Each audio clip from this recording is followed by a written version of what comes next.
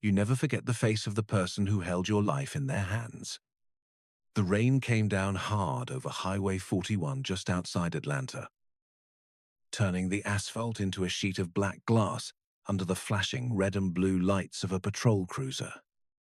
Officer Brandon Cole leaned back inside his SUV, one hand resting near the radio clipped to his shoulder, while the other tapped impatiently against the steering wheel.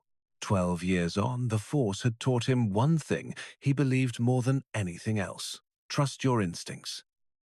And tonight, his instincts told him the black sedan drifting through the right lane ahead of him didn't belong in this part of town at nearly midnight. The vehicle wasn't speeding. It hadn't crossed any lines. But Brandon still narrowed his eyes as he flipped on the siren. The sedan slowed immediately and pulled onto the shoulder with careful precision, tires crunching softly against wet gravel. "Here we go," Brandon muttered under his breath as he stepped out into the storm. Rain soaked through his uniform almost instantly, while headlights from passing trucks painted streaks of white across the darkness. Inside the stopped vehicle sat a black man in his early 40s, calm and composed, both hands resting visibly on the steering wheel. He wore a charcoal grey coat over blue medical scrubs, and despite the tension that instantly filled the air, his expression never changed. Brandon approached the driver's side window slowly. "License and registration," he said flatly. The man nodded once and handed them over without argument. "Dr. Marcus Ellison," Brandon read aloud, his lips curling slightly at the title. "Doctor." "Huh?" Marcus remained quiet.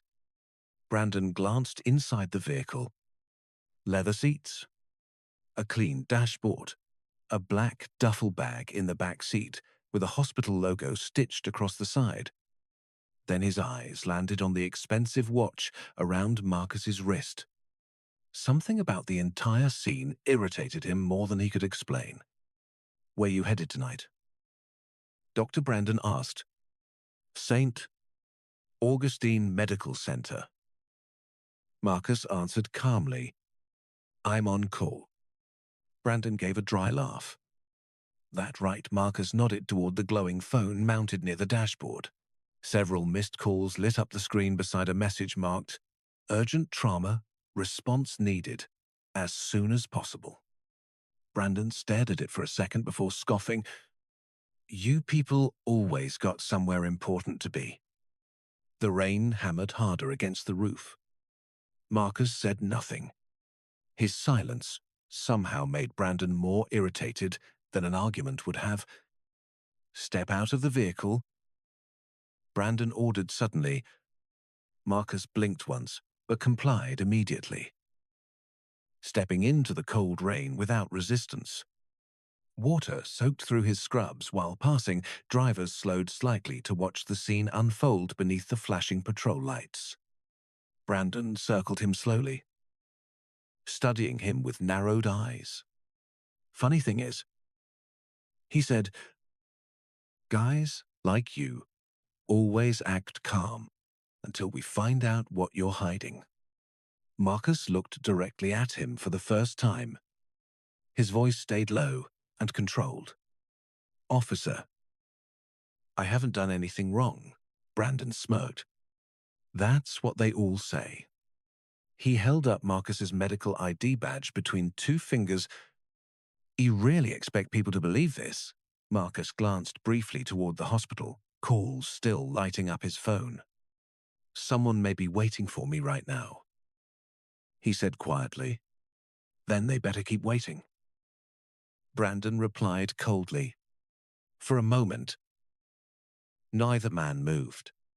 Only the sound of rain and distant thunder filled the empty highway. Then Marcus looked at Brandon with a calmness that felt almost unsettling. "You should be careful how you treat people, officer," he said softly. Brandon chuckled under his breath and handed back the ID. "Get back in the car." Doctor.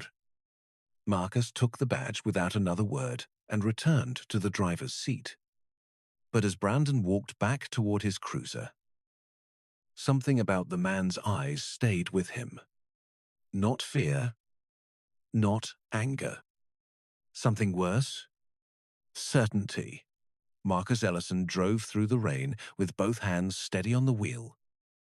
But the tension from the traffic stop still lingered in the silence of the car like smoke that refused to clear. Water streaked across the windshield while the emergency notifications continued flashing across his phone screen mounted beside the dashboard. 3 missed calls had now become 7. The latest message from St.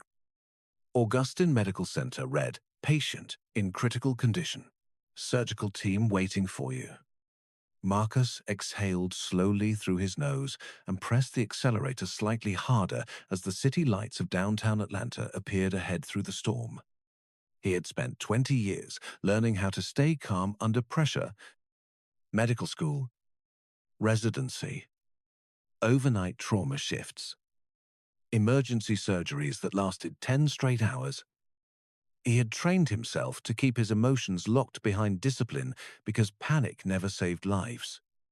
Precision did, but tonight felt different. Not because of the rain, not because of the patient waiting for him. It was the look in Officer Brandon Cole's eyes that stayed with him. Marcus had seen that look before, growing up in Macon, Georgia. He learned early that some people could look at a black man in a nice car and see suspicion before they ever saw humanity. His father used to tell him something every Sunday morning before church.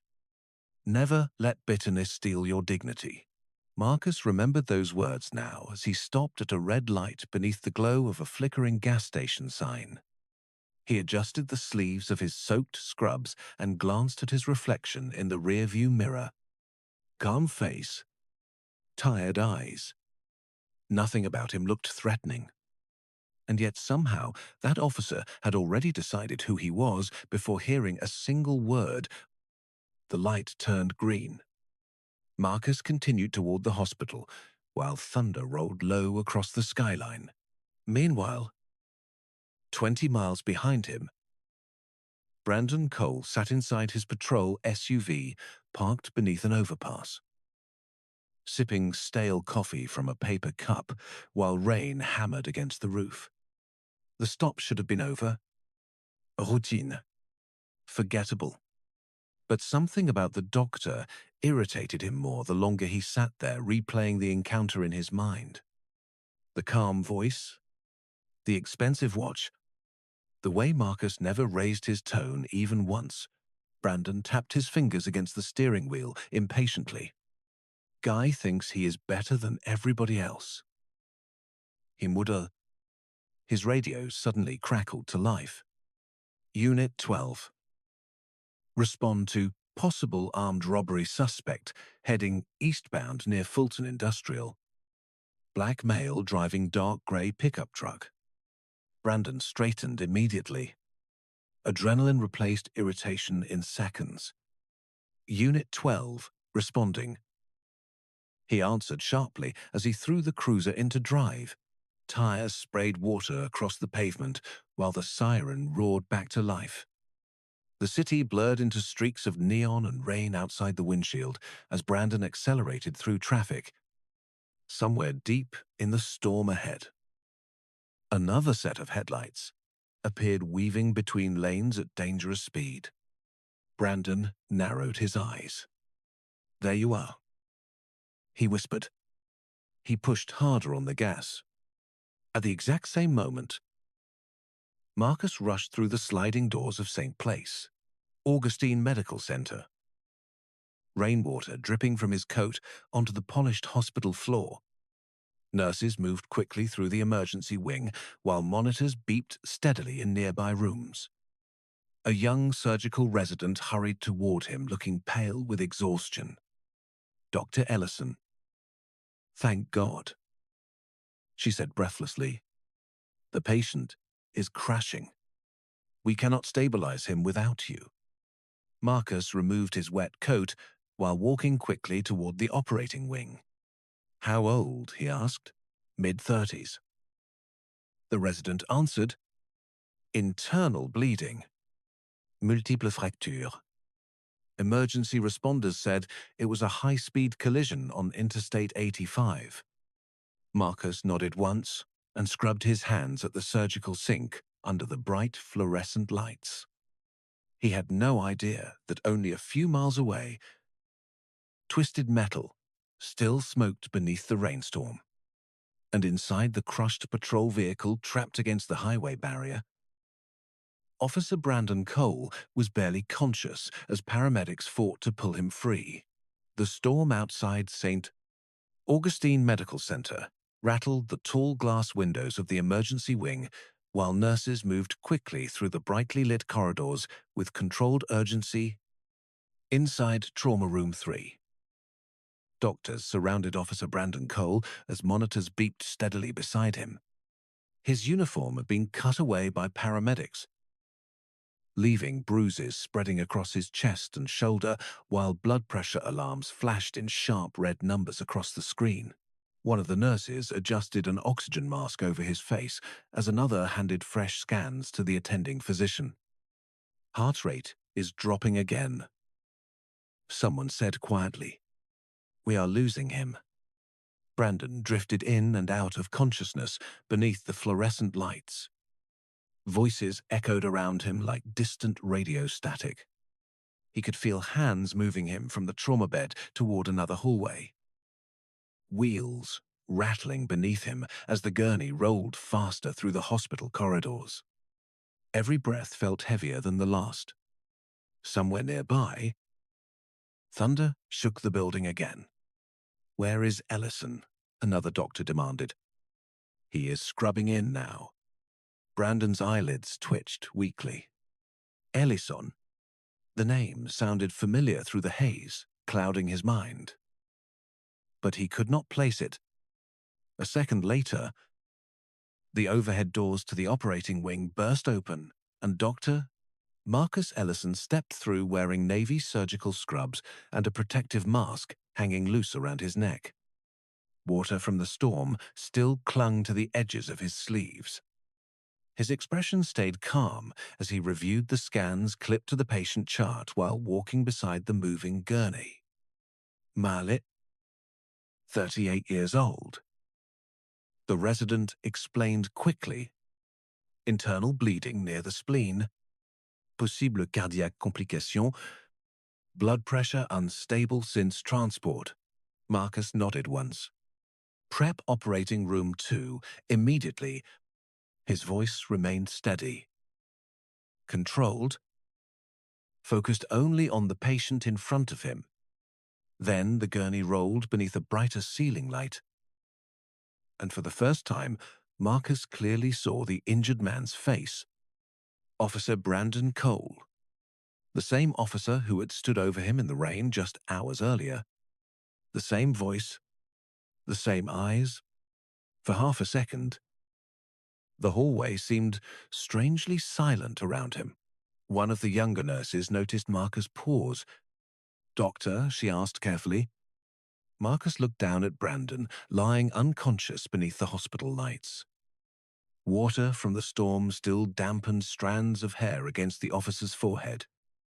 He looked smaller now somehow, less powerful. Les certains? Just another frightened human body caught between life and death. Marcus finally pulled the surgical mask over his face. "Move," he said calmly. The team rushed forward again immediately. Brandon's eyes fluttered open briefly as they pushed him into the operating room. The world around him blurred beneath harsh white lights hanging from the ceiling like giant suns. Shapes moved quickly around him, while machines hummed softly nearby. Then his gaze landed on a familiar pair of eyes standing above him behind a surgical mask. Calm, focused, unshaken. Marcus Ellison. Recognition hit Brandon instantly, despite the fog pulling him under. His breathing quickened slightly beneath the oxygen mask. Marcus leaned closer, adjusting his gloves while nurses prepared surgical instruments nearby. "You are at St. Augustine Medical Center," Marcus said evenly.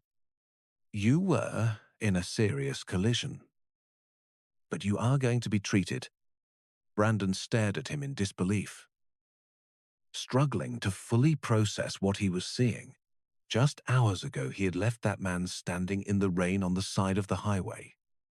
Now those same hands were preparing to save his life.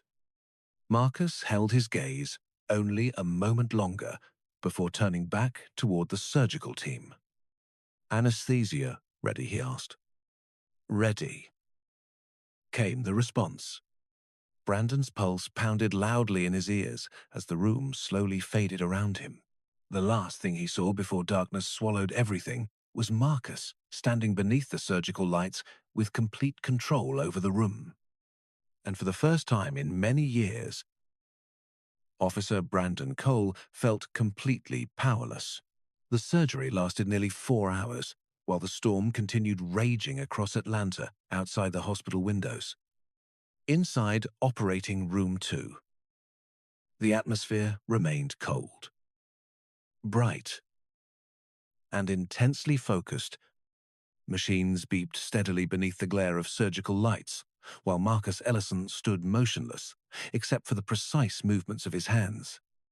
Around him, nurses and residents followed every instruction immediately, their voices low and controlled as trays of instruments shifted quietly across stainless steel tables. Marcus had performed hundreds of emergency procedures during his career, but tonight, the silence inside him felt heavier than usual. Every time he looked down at Officer Brandon Cole lying unconscious beneath the surgical drapes, fragments of the roadside encounter flashed through his memory. The rain, the smirk, the suspicion in Brandon's voice before he ever checked the license. "You people always got somewhere important to be." Marcus pushed the thought away and stayed focused on the monitor readings in front of him. Personal feelings had no place inside an operating room. That was the first lesson medicine taught you. Human life came first. Always. "Pressure is stabilizing," one of the nurses said softly. Marcus nodded once without looking up. "Good. Continue transfusion support." The room settled back into concentration again. Through the large observation window outside the operating room, several police officers had begun gathering quietly in the hallway after hearing about Brandon's condition. Some paced nervously while others stood with crossed arms watching the surgery through the glass. Officer Daniel Reeves, Brandon's longtime partner, stared through the window with exhausted eyes and coffee trembling slightly in his hand. "How bad is it?" another officer asked him quietly. Daniel swallowed hard before answering. "Doctor said if they had arrived 5 minutes later." His voice faded. None of them finished the sentence. A younger deputy glanced toward Marcus inside the operating room. The surgeon Daniel nodded slowly. "Yeah." He paused for a moment after recognizing the name stitched across Marcus's scrubs. Then his expression changed slightly. "Wait a second." Another officer looked over. What Daniel frowned. Brandon mentioned pulling over some doctor earlier tonight. Said the guy had an attitude. The younger deputy looked back through the glass again toward Marcus. "You think that was him?" Daniel did not answer immediately. Inside the operating room, Marcus carefully removed his gloves after the final stage of the procedure, while the lead anesthesiologist monitored Brandon's breathing. The tension that had filled the room for hours slowly began to ease. One of the residents finally released a breath she had apparently been holding the entire time. "Dr. Ellison," she said quietly, "you saved him." Marcus looked down at the unconscious officer for a long moment before speaking. No, he replied calmly. The team saved him. He stepped away from the operating table and removed the surgical mask from his face. Exhaustion lined his eyes now. But his composure never broke.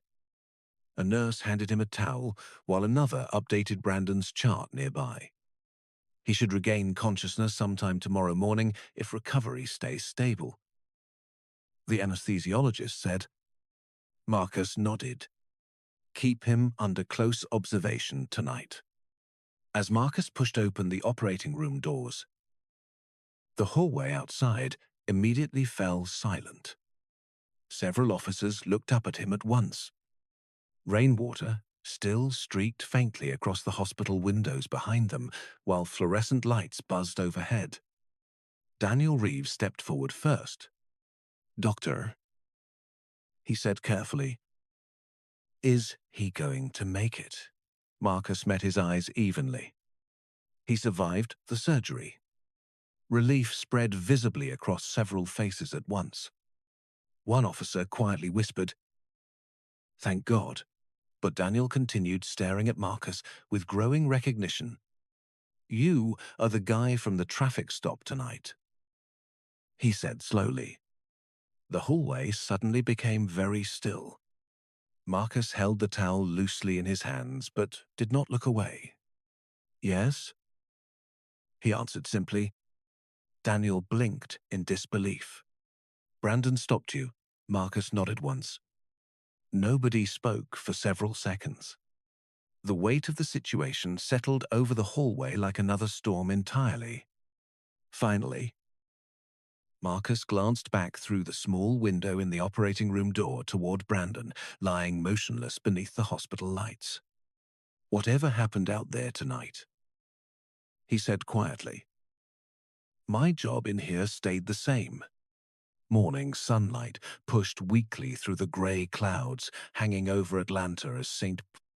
Augustine Medical Center slowly returned to its usual rhythm after the long night. Nurses changed shifts at the front desk, while the smell of fresh coffee drifted through the quiet hospital corridors. Inside Intensive Care Unit Room 7, Officer Brandon Cole finally opened his eyes fully for the first time since the crash. The steady beeping of heart monitors filled the silence around him while pain pulsed faintly through his chest and shoulder each time he tried to move. His throat felt dry, his body heavy. For several seconds, he simply stared at the ceiling, trying to piece together fragments of memory through the fog still clouding his thoughts.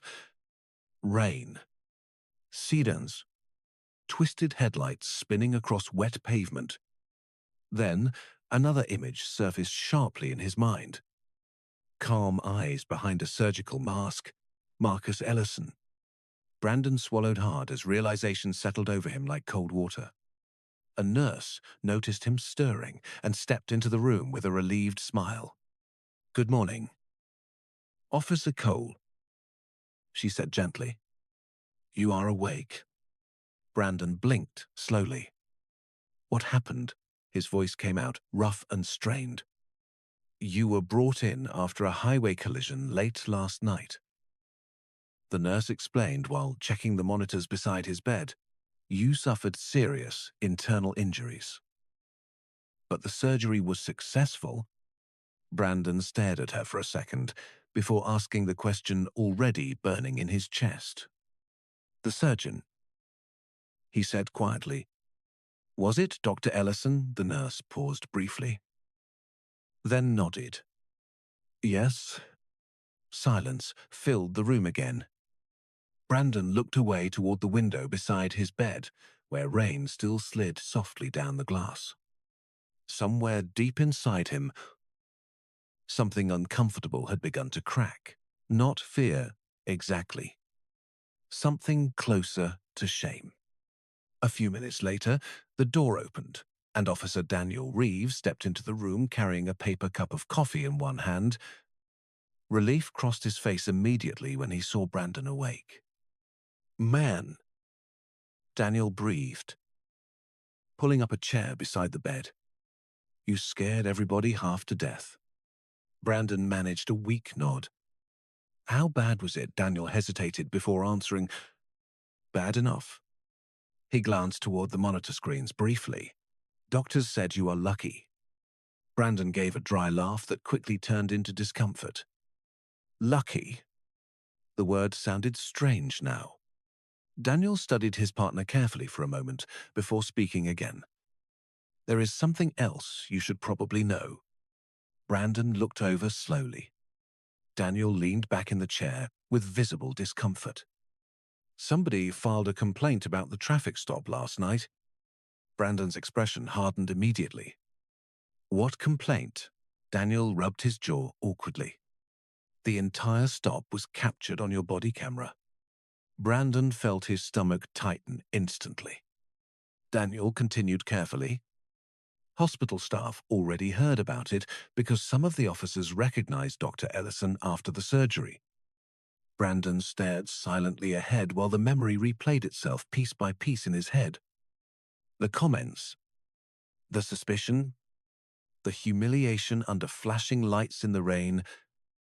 At the time, it had felt routine, normal even. But hearing it now through someone else's perspective suddenly made it sound different. Smeller, Maynard, Internal Affairs requested the footage this morning. Daniel added quietly. Brandon closed his eyes briefly. For the first time in years, he imagined what the encounter must have looked like from outside his own head. A respected trauma surgeon stopped for no clear reason, forced into the rain, spoken to like a criminal while trying to reach a dying patient. The silence inside the hospital room grew heavy. Finally, Brandon spoke without looking at Daniel. Did he say anything? Daniel frowned slightly. Dr. Ellison Brandon nodded once. Daniel thought back to the hallway outside the operating room only hours earlier. Not really.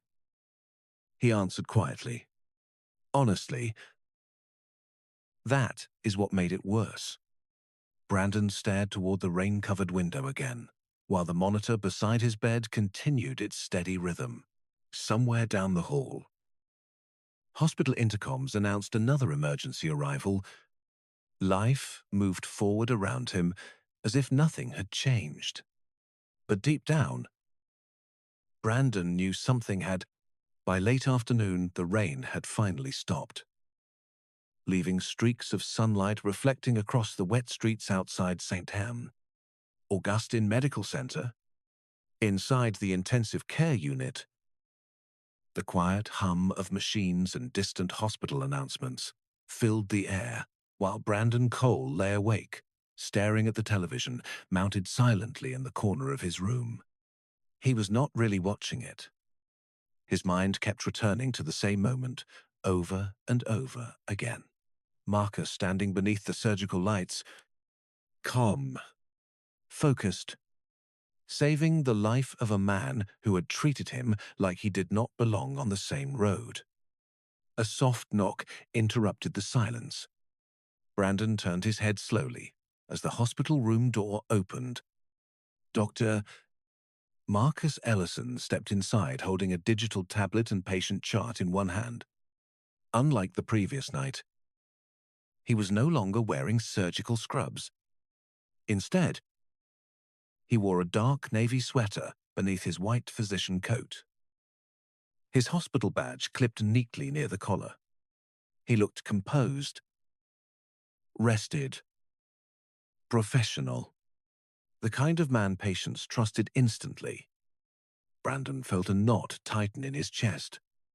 Marcus walked calmly toward the bedside while reviewing the chart. Your vital signs are improving, he said evenly. If recovery continues this way, and physical therapy should begin within 48 hours. Brandon stared at him quietly for several seconds before speaking. You saved my life. Marcus finally looked up from the chart. I performed my job. The answer was simple, direct. Somehow that made it heavier, Brandon swallowed hard. After the way I treated you. Marcus remained silent for a moment before setting the tablet down near the bed. Officer Cole, he said calmly. People come into my operating room every day with different beliefs, different politics, different opinions about people who look like me. None of that changes what I am responsible for when they are on that table. Brandon looked away toward the window beside the bed where evening sunlight stretched across the city skyline. Shame settled deeper inside him now, because Marcus was not angry. He was not yelling. He was not humiliating him back. That would have been easier somehow. Instead, there was only dignity, and that dignity forced Brandon to confront himself in a way he never had before. I watched the footage this morning. Brandon admitted quietly. Marcus said nothing. Brandon continued slowly. I kept thinking it was normal. The stop, the questions, the comments. His voice tightened slightly. But hearing it back, he stopped speaking. Marcus folded his arms calmly. Sometimes people do not recognize harm when they are the ones causing it, he said softly. The room fell quiet again. Outside the hallway, nurses rolled equipment carts past the door, while distant conversations echoed faintly through the corridor. Brandon stared at his own hands, resting against the hospital blanket. For the first time in years, the badge he had once worn with pride suddenly felt heavier in his memory. Why did you still help me? He finally asked. Marcus looked at him steadily. Because my father taught me something a long time ago, he answered. A man's character is revealed most clearly when he has power over someone who cannot fight back. Brandon felt those words land harder than anything internal affairs could ever say to him. Marcus picked up the patient chart again. You survived because an entire trauma team worked together last night, he said professionally. Do not waste the second chance they gave you. Brandon nodded faintly, unable to meet his eyes. Marcus turned toward the door. But before leaving, he paused briefly. One more thing, he said quietly. Brandon looked up. Marcus's expression remained calm. But there was sadness behind it now. When you stopped me last night, there was a 14-year-old girl already inside that hospital waiting for emergency surgery after a drunk driving collision. Brandon's face slowly tightened. Marcus continued softly. Every extra minute mattered. Silence swallowed the room completely. Marcus opened the door and stepped into the hallway without another word, leaving Brandon alone with the weight of what his actions could have cost someone else. The next 2 days passed slowly inside St. Augustine Medical Center, while Brandon Cole recovered under constant observation. The bruising across his chest had begun fading from deep purple to yellow, and each morning, physical therapists helped him take a few more painful steps down the hospital hallway. But no amount of healing seemed to quiet the pressure building inside his mind. Everywhere he looked, reminders followed him. Nurses speaking respectfully to Marcus Ellison as he passed through the corridors. Families thanking him quietly outside patient rooms. Medical staff standing straighter whenever he entered a room because they trusted him completely. Brandon had spent years believing authority came from a badge and a gun. Yet inside these hospital walls, Marcus carried a different kind of authority entirely. One built on trust instead of fear. Late Thursday afternoon, rain clouds drifted away completely, leaving warm sunlight pouring through the windows of Brandon's recovery room. He sat upright in bed, staring at the television, while a local news station played softly in the background. At first, he barely paid attention until the anchorwoman suddenly mentioned St. Augustine Medical Center by name. Brandon looked up immediately. Questions continue to grow tonight after body camera footage surfaced involving Atlanta police officer Brandon Cole and nationally recognized trauma surgeon Dr. Marcus Ellison. The reporter announced. Brandon's stomach tightened instantly. Footage from the traffic stop appeared across the screen. There he was, standing beneath flashing patrol lights in the rain, while Marcus remained calm beside his car. Brandon heard his own voice fill the room. "You people always got somewhere important to be." The words sounded uglier now than he remembered. "Calder? Smeller?" The report continued, while footage played silently behind the anchor. Hospital officials confirmed Dr. Ellison was responding to an emergency trauma call involving a teenage accident victim at the time of the stop. Brandon reached for the remote with shaking fingers and muted the television. But the silence somehow felt worse. A knock sounded softly at the open door before Daniel Reeves stepped inside carrying a paper bag from a sandwich shop nearby. "You saw it already?" Daniel asked quietly after noticing the muted television screen. Brandon nodded once, without speaking. Daniel placed the food down on a small table and sighed heavily. "The department suspended you this morning, pending investigation." Brandon stared ahead silently. Somehow, hearing the words out loud still felt unreal. Suspended. 12 years wearing the uniform. Hundreds of patrols. Countless arrests. And now his career hung by a thread because of one traffic stop he would not even have remembered a week earlier. Daniel sat down slowly beside the bed. "There is more," he admitted carefully. Brandon looked over. Daniel hesitated.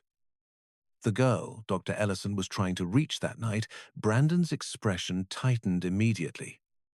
"What about her?" Daniel exhaled slowly. "She survived." Relief flickered briefly across Brandon's face before Daniel continued.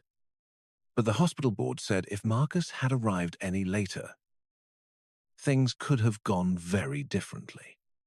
Brandon leaned back against the pillow heavily. The room suddenly felt smaller around him. Not because he had been suspended, not because the footage had gone public, but because for the first time he fully understood the consequences of what he had done. He had not only humiliated a man for no reason, he had delayed someone trying to save a child's life. Daniel studied him quietly for a long moment before speaking again. "You know what everybody at the station keeps saying?" Brandon rubbed his forehead tiredly. What Daniel looked toward the muted television screen, where Marcus's image still filled the corner of the broadcast. That most people in his position would have walked away angry. Brandon swallowed hard. "Yeah," Daniel nodded slowly. "But he still saved you." The silence that followed carried more weight than any punishment Internal Affairs could deliver. Outside the hospital window, the late afternoon sun stretched across the Atlanta skyline in long golden reflections. Somewhere below, ambulances continued arriving at the emergency entrance while doctors and nurses rushed to save strangers they had never met. Life moved forward without stopping for anyone, and for the first time in his career, Brandon Cole realized how dangerous it was when a man mistakes power for character. 3 weeks later, the city of Atlanta had already moved on to newer headlines.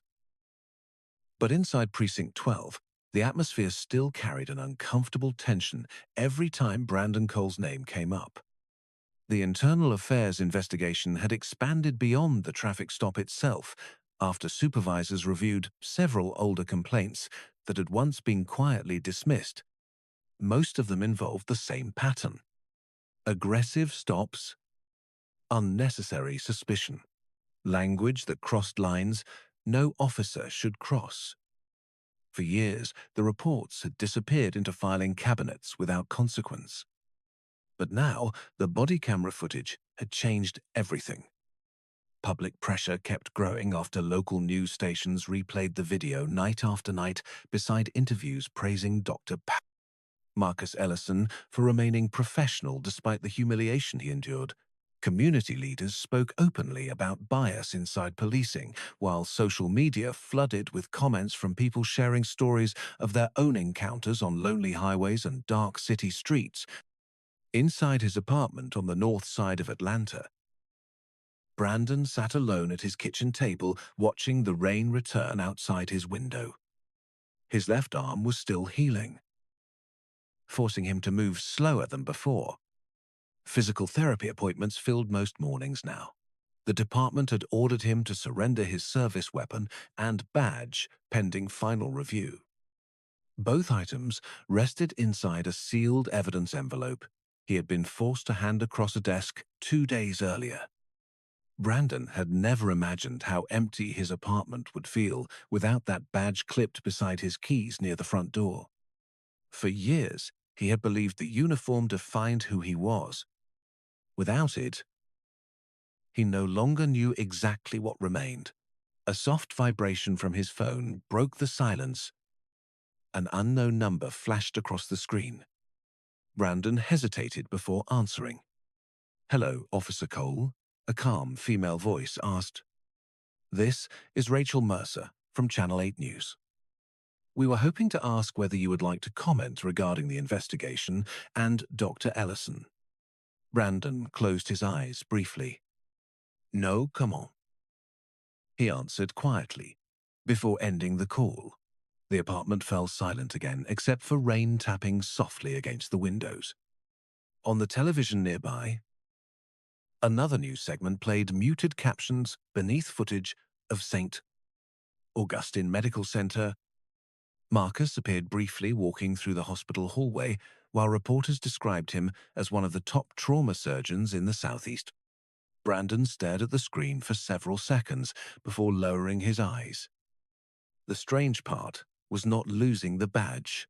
It was realizing Marcus had never once tried to destroy him. No lawsuits. No angry interviews. No public attacks. Even after everything, Marcus had stayed silent. That silence haunted Brandon more than hatred ever could. The next afternoon, Brandon returned to the hospital for a follow-up examination. Walking through the familiar sliding doors felt different now. Weeks earlier, he had entered the building unconscious and broken. Today, he entered carrying the full weight of memory. Nurses recognized him immediately, though none treated him with hostility. Most simply nodded politely before continuing their work. The professionalism made him feel even smaller somehow. After checking in at reception, Brandon slowly crossed the lobby using a cane recommended by physical therapy. Near the elevators, he suddenly spotted Marcus speaking quietly with the parents of a young patient. The exhausted couple looked emotional, while Marcus reassured them calmly with the same steady presence Brandon remembered from the operating room. The little girl beside them hugged Marcus tightly before being wheeled away by a nurse. Marcus smiled warmly at her before turning toward the elevator. Then he noticed Brandon standing across the lobby. For a moment, neither man moved. Hospital noise faded into the background, while sunlight streamed through the glass entrance behind them. Finally, Brandon stepped forward carefully. "Dr. Ellison," he said quietly. Marcus stopped beside the elevator doors. Brandon swallowed hard before speaking again. "I owe you an apology." Marcus studied him silently while the elevator chimed nearby. Brandon lowered his eyes briefly. "Not because I got caught," he admitted. "Because I was wrong." The elevator doors opened slowly behind Marcus. But he did not step inside yet. He looked at Brandon for a long moment before answering softly. "Real change starts when a man stops defending the person he used to be." Then the elevator doors closed between them. leaving Brandon standing alone in the hospital lobby with those words echoing through his mind long after Marcus disappeared from sight. 6 months later, the memory of that rainy night still followed Brandon Cole everywhere he went. Atlanta had moved on to new stories and fresh controversies, but some moments refused to disappear, no matter how much time passed. The internal affairs investigation officially ended in early spring, with a recommendation for permanent dismissal from the department. Brandon accepted the decision without appeal. The uniform he once wore with pride now hung untouched in the back of a closet he rarely opened anymore. Some former colleagues stopped calling altogether after the investigation became public. Others quietly admitted they had watched the body camera footage and realized they had ignored warning signs in each other for years. Brandon spent most mornings now attending counseling sessions required through a rehabilitation program for former officers. At first, he hated going. Sitting in small rooms discussing accountability felt humiliating to a man who once believed weakness was something other people showed. But over time, the conversations forced him to confront parts of himself he had spent years avoiding. The assumptions, the anger, the need to control every interaction the moment he felt challenged. For the first time in his adult life, Brandon began listening more than speaking. One warm Saturday afternoon in May, Brandon stood quietly near the back of a crowded community center gymnasium on the west side of Atlanta. Folding chairs filled the basketball court, while local families gathered beneath colorful banners promoting a youth mentorship event organized by St. Augustine Medical Center. Children laughed near refreshment tables, while volunteers handed out backpacks and school supplies. Brandon adjusted the collar of his plain blue shirt uncomfortably, already wondering whether showing up had been a mistake. Then, he spotted Marcus Ellison near the stage speaking with several teenagers wearing hospital volunteer badges. Marcus looked exactly the same as he had that night in the operating room. Calm, grounded, certain of who he was. But this time, Brandon noticed something else too. People around Marcus seemed safe. Not intimidated, not nervous. Safe. A young boy nearby tugged excitedly on Marcus's sleeve and pointed toward the basketball court.